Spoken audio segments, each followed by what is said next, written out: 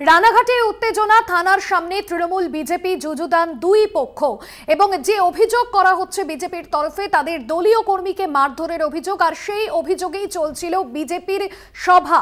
আর এই বিজেপির সভাতে হঠাৎই মিছিল করে এগিয়ে আসে তৃণমূল নেতৃত্ব। তৃণমূলের মহিলাদের তরফে মিছিল করা হয়, আর সেই মিছিলেও কিন্তু তৃণমূলের তরফে যে অভিযোগ করা হয় বিজেপির বিরুদ্ধে মারধরের অভিযোগ। আর এই অভিযোগ পাল্টা অভিযোগকে কেন্দ্র করে রীতিমতো উত্তপ্ত হয়ে ওঠে রানাঘাটে। থানার সামনে যুযুদান তৃণমূল বিজেপি দুই পক্ষ। বিজেপির সভার সামনে চলে আসে তৃণমূলের মিছিল। পিন্টু বণিক আমাদের প্রতিনিধি রয়েছেন ফোন লাইনে। পিন্টু, অভিযোগ পাল্টা অভিযোগে উত্তপ্ত পরিস্থিতি তৈরি হয়, ঠিক কি বিষয় সামনে উঠে আসছে?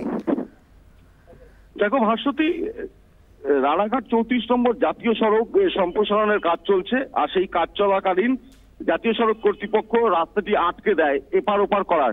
আর তারপরই এলাকাবাসী কিন্তু বিক্ষোভে ফেটে পড়ে, প্রতিবাদে কিন্তু তারা রাস্তা অবরোধ করে।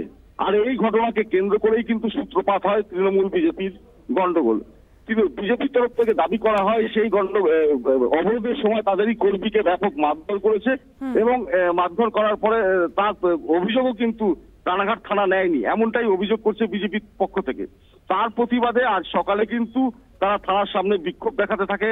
আর সেই সময় চলে আসে তৃণমূলের বেশ কিছু প্রতিনিধি, তারাও কিন্তু থানার সামনে একই ইস্যুতে বিক্ষোভ দেখায় যে তাদের কর্মীকে মারধর করা হয়েছে।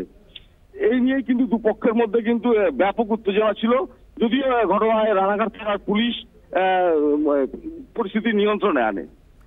একেবারে ধন্যবাদ জানাবো। পিন্টু বণিক আমাদের প্রতিনিধি ছিলেন ফোন লাইনে।